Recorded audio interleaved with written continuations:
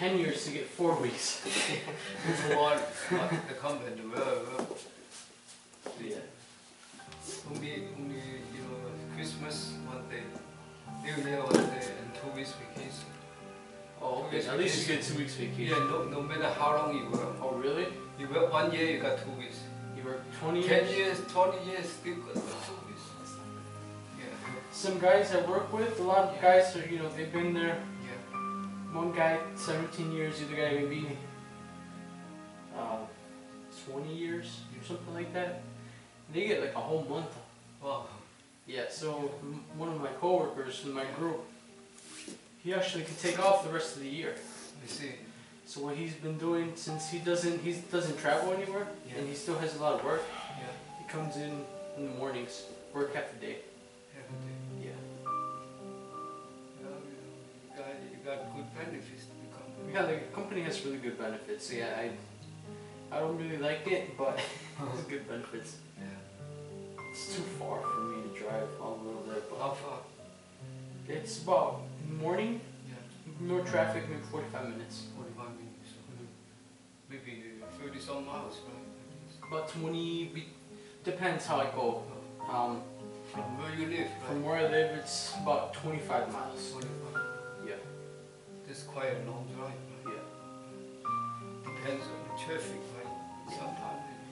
Fridays, to get home, bad traffic on Fridays, hour and a half sometimes. Yeah, sometimes. Especially sometimes when it's snow, you know. Oh, Yeah. but I used to work in displays, that was worse. Yes. That was terrible. Long time. And back then I was in college, so my car was stick shift. Yeah. Everything manual, windows roll up manual, Yeah. heater wasn't working. Yeah. In the snowstorm, Yeah. it took me about 5 hours to get home. Wow. Yeah.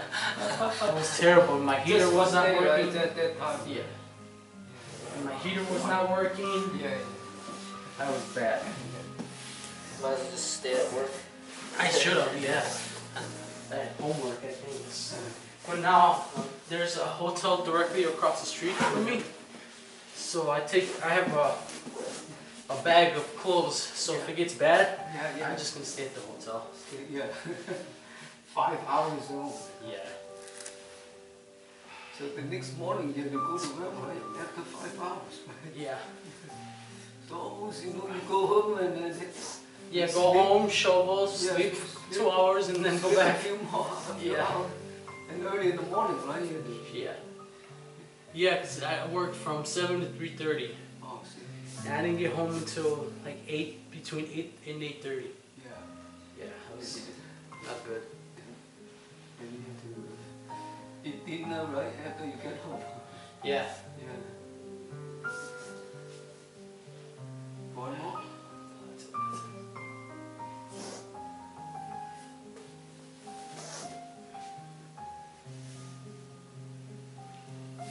Yeah, I had to drive to the you know, for the qualification stuff, you know, Yeah.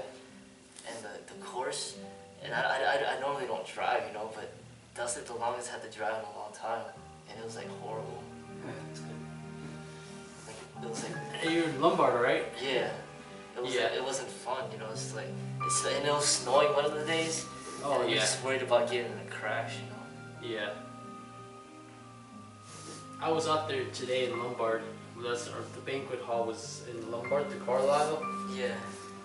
It wasn't bad. I took Cermak all the way, no traffic Oh yeah. on the street. Yeah, I took the street.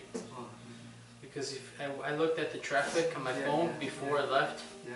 294, everything was red traffic. Like, I'm not taking the expressway. Yeah. So you take some I took Cermak all the way home. fast, right? Yeah. Yeah. Because not much traffic. The expressways. I got on 55 on First Avenue. I took Cermak First Avenue. So the phone is pretty up to date to tell you about the traffic. Yeah, it's pretty works out really well actually. The Google Android and the Google Maps, Yeah. it tells you the traffic in real time. Oh really? Yeah, when they first started doing that, it wasn't very accurate. Yeah. But they've made so many updates in the past 2 years. It works really well. now. Like how do they know that there's traffic? There's sensors. It's, yeah, everything has all the streets have sensors, and then what they use is a lot of times people that have smartphones, they have GPS. Yeah. So they actually have a network already. Yeah, yeah. So they could tell how fast you're going on the expressway. I see. So if I'm driving on the expressway and I leave my GPS on my phone, they use my data and they see that I'm on the 294 and that I'm moving really slow. It means there's traffic. Yeah. So it's a combination of sensors and phones. Yeah. So today the technology, Yeah. it's so So advanced. they'll just send you a ticket through the sensor. I won't be surprised if the government starts to do that. Now because the whole NSA and all that, Google, I think they won't do that anymore, but I'm sure it's probably going to be Like, that oh, way in the hey, future. he's going 80 miles an hour, let's give him a ticket. On 294. You ready? Yeah. Okay.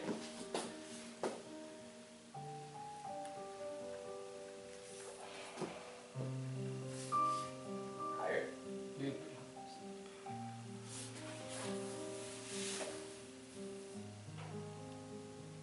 But so I finished the course and the last part was the shooting. Yeah. And that was fun. That was the best part of the entire course was the shooting. But it's expensive. It's like $1 a bullet. Yeah, you gotta get like the 22. It's like every time you pull the trigger is $1. Yeah. Did you have to pay for that? Or was Yeah. that part of it? No, I had to pay. So that's extra then. Yep. Wow. Yeah, when I used to go to the shooting range, I would just shoot 22 because you get a box for $30. Really? 500 rounds, something like that. 500 rounds? Yeah, $30 or $40, something like that. So you're there for hours. Yeah. So like I don't care about shooting, you know, an AK-47 or 50 caliber round. I don't care. Yeah, it's expensive. I'll do the cheapest route, which is the BB. Yeah, there you go. And you can do that in your home for free. Yeah. That's good right there. Yeah. But it's like I haven't shot in 5 years and I'm like still like perfect shot. Oh really? Yeah. That's like, awesome. Like it was like bullseye like every time. Well, you had to take that training to be a police officer, right? Yeah. So I don't understand why you had to go through that again if you were once a police officer. Well, it's just about like what they would accept and what they wouldn't. Like the army, they accept like part of the training, so instead of going for 16, you gotta go for 8. Yeah. But they didn't accept what I had, so I just went again, whatever. Okay. Yeah, because you'd think that automatically you'd be able to get it because you were a cop. Yeah. No, they just want the money. Yeah. And part of it's also the state is trying to minimize the number of people that have them. Yeah, yeah. So then on January, I think January 5th it is, that's when the applications come out. Yeah. I'll see what happens.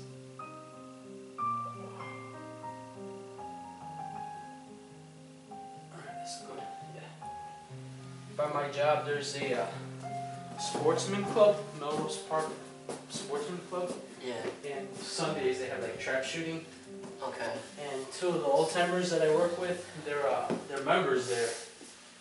And one guy, he's in his 60s, maybe 70s, late 60s, early 70s. Yeah. He's really good at it. Oh yeah. And the guy's all about rifles and guns and shotguns. Yeah. He goes hunting and stuff. Yeah. So he's married but never had any children. So his hobby is guns. Yeah, yeah. And in his desk, he has a pen that is a 50 caliber round. Yeah. That's his pen. Oh yeah. And he actually made a wooden rubber band gun. Yeah. He's really good, and his gun collection is just amazing. Yeah, some people just start collecting it, and I was talking to this one guy, he has all these guns, and there's like a lot of them he didn't even shoot yet. He just collects them. Yeah. Yeah, our vice president of my engineering group, he's the same way. We were at a banquet one time, not today, but a different company we met, and he was, telling us about his guns. He said, I could line up my rifles, stand them up, and there's enough to go all the way around the table. What? Why would you want so many guns? But he has a gun for a rifle for everything, for every different type of animal he goes and hunts. That's one thing I wish I would have done. Not wish, but I haven't done yet is going hunting. Oh yeah. Wait, is it allowed in Illinois? Certain parts, I think, down south. Okay. Yeah. I know in Michigan, like northern Michigan, you can. Yeah. That's good. But yeah.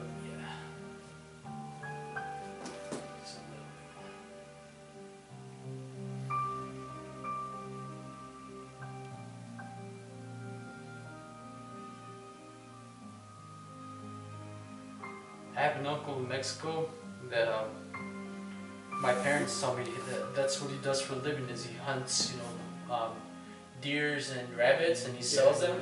Yeah. But now he has Alzheimer's now, so I don't think he does that anymore. There's a lot of animals, right? You can hunt them. Yeah. Especially where my parents are from in Mexico, it's all farmland and mountain. Mountains. Yeah, it's not really a city, so it's more farm and mountains and stuff. Yeah. And more animals. Right? Yeah, a lot more animals. A lot of snakes. Snakes. Yeah. Now, since everyone in the village where my parents are from, they all come to the United States. Yeah. So the houses are empty over there. Oh. And my cousin went to his house. He lives here, but he has a house in Mexico. He went to his house in Mexico. He said it's full of snakes. You mean inside the house, right? Inside his house, yeah, full of snakes. So no one's ever bothered them. So he had to kill them all. You just leave the house empty? No, you have like your furniture and your bed and stuff. Can you rent it out? Rent? No one, you can rent, but everyone comes here to work. Because they're so poor, people really can't afford to have a house over there. So they come over here, they make their money, and then they make their house over there. Which part of Mexico? It's state is called Guerrero. It's where Acapulco. Oh, close to Acapulco. Yeah, it's the same state, but Acapulco's on the coast. Yeah. Village is more in the middle of Mexico. Yeah. Acapulco is a beautiful place. Yeah, it's on the coast. I haven't been, but I hear it's very beautiful. Maybe not lately. There was a hurricane that hit the city this summer. Yeah. It was pretty bad. Yeah. Actually, a few months ago, 2 months ago. A lot of tourists go there, Yeah. right? A lot of Americans. Yeah. But now, it's getting really bad with the cartels and stuff. Yeah. My cousin got kidnapped. Yeah. Yeah. Why? They wanted money. They Oh. said he had money. He didn't have money.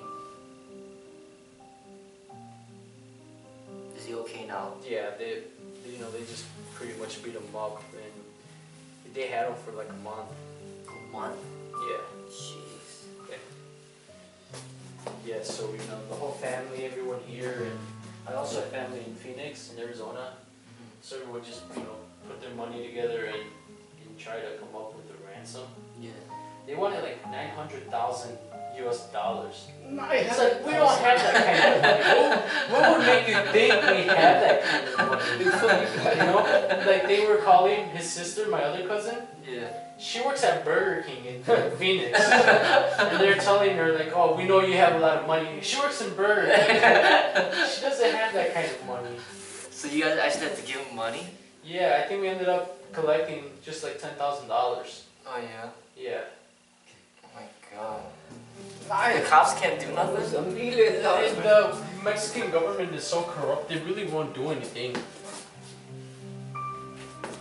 Alright, that's good. That's good. Yeah. But now it's like, my whole family is crazy. I have one cousin, they were looking for a different cousin.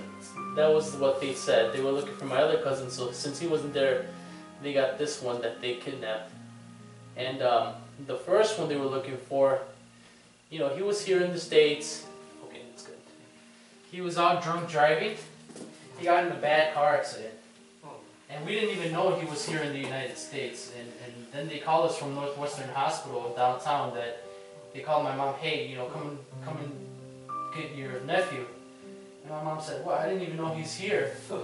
And so then he went to Mexico and my mom got a bill for $30,000 for medical. Bill your mom? Yeah. And my mom said, I never signed for anything. He left to Mexico. Right, that's good.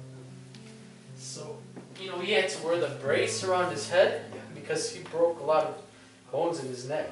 Oh, because of the accident? Because of the accident, yeah, his truck rolled over. Oh. And then, and he left over there. Yeah. 1 month he was over there, he falls off the horse. I see. Like, you just had world-class treatment. Why would you get on a horse and risk it? And he fell off the horse. Oh, yeah. But he's fine.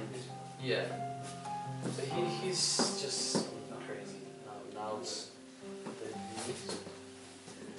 yeah, but the other guy, the one that got kidnapped, you know, he was kind of traumatized.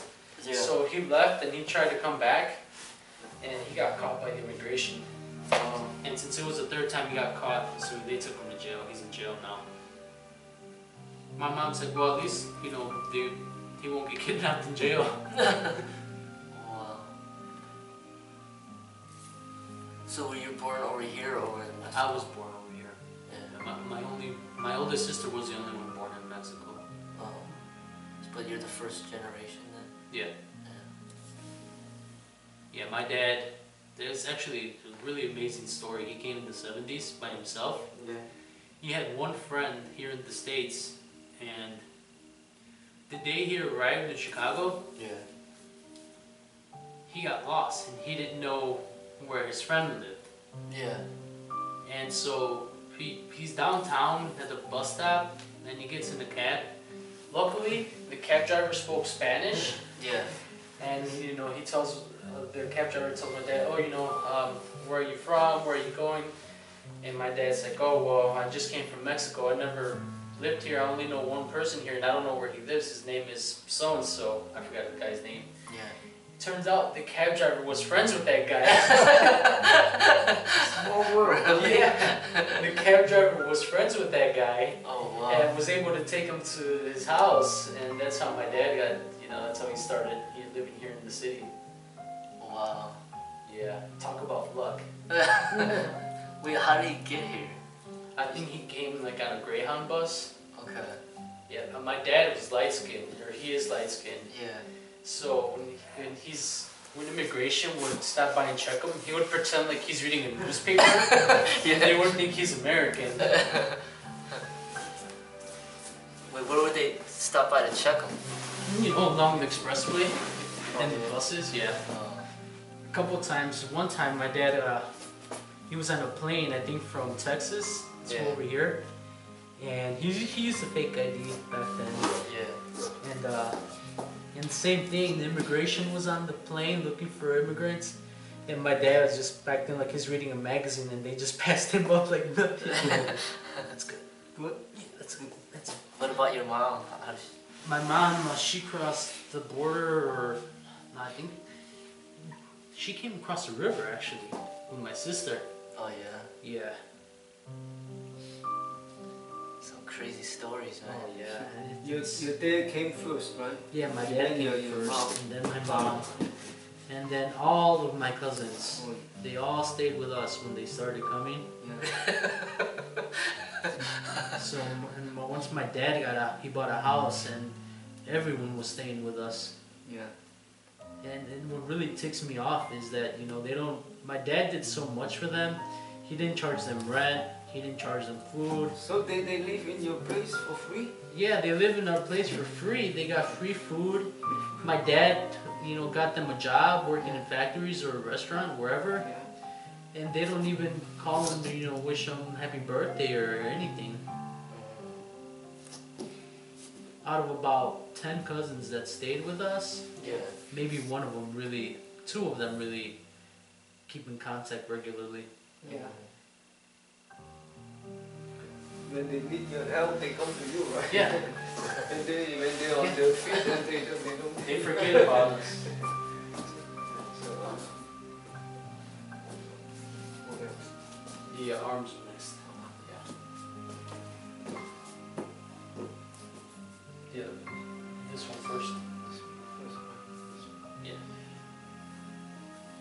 still pretty hard to get in here, right? Yeah, it's gotten worse. Oh yeah. And now back then, you know, you had the guys that would cross people at the border. Yeah. They would, you know, charge, you know, say, you know, $1,500, $2,000 per person. And now it's like you could trust those guys, and they didn't really care about. As long as you paid them, they didn't care how to bring you over, how to cross you over. Yeah. They would do it. But now, it's like they like to kidnap people. So if you're coming from Mexico now, and you get one of those guys, it's worse now because a lot of times they get kidnapped, and they call your family that's already here. Hey, we have your relative. Pay up. So they have to pay to cross over here. Once they're here, they get kidnapped. Did say it again? They have to pay to cross the border, Yeah. and once during the process that they're crossing the border, they get kidnapped. Oh. Yeah, They want it's money, really right? sad. Yeah. And a lot of people go missing, like in the Spanish news TV, in the TV. You know, you hear all the time bodies get found in the desert. But like people want to leave there because it's just so corrupted over there or something. It's corrupted, and they're so poor. You know, a farmer in Mexico will make about $1 a week. Oh yeah. Today? Today, maybe $5, but it's not a lot. Like a person with a degree will make about $200 a week. Like why can't they just develop to like be like something like Canada or something? They can, but the government is so corrupt. This is what really gets me mad about Mexico. They have a lot of natural resources. So Mexico has a lot of petroleum and oil. Yeah. So they sell the oil to the United States. It gets refined here and gets sold back to Mexico as gasoline. What if America like took over Mexico like that? Yeah, there's a lot of gold and a lot of silver. Would that ever be something that they could do? Like they just took it over? And Probably not. You would think it, you know, well, the Mexican, well, as it is right now, probably the Mexican military is probably stronger than the U.S. military now. Really? Yeah, because the U.S. spends so much money on the military, they're running out. Yeah. And so in Mexico, they don't. Yeah. Right now, the military in Mexico, they're used to fight they're fighting the cartels now. Oh. Yeah. And that's the thing, if the U.S. ever tried to take over, it's like waging war on the cartels. The cartels have more military power than the Mexican army does. Alright, that's good. So it's just like really, what is it considered like? It's one of the most corrupt countries in the world. Is it considered like third world or no? Yeah, it is. It is. Yeah. Although a lot of it's similar to the U.S., but there's no middle class. There is a really big, you know, upper class, high class society, and then there's an extremely low class. Okay, that's good. Even so, in the village where my family's from, Yeah. there's back then when my dad was young, they had a lot of like family wars and stuff. Yeah. Just, you know, fighting over stupid crap. And back then it was like, how can I say it? They were really poor, right? Yeah. But if you had a plot of land, you were considered rich. So like my mom and dad, their families were considered, you know, high class, even though they really weren't. Oh. Yeah, and then my uncles moved from the farmland. They moved to a city, to the big city, and they came here to the U.S. They worked, they saved up money, and then they started a business in Mexico. Yeah. Now they're considered kind of upper middle class. Yeah. I think we're done. Yeah. That's about.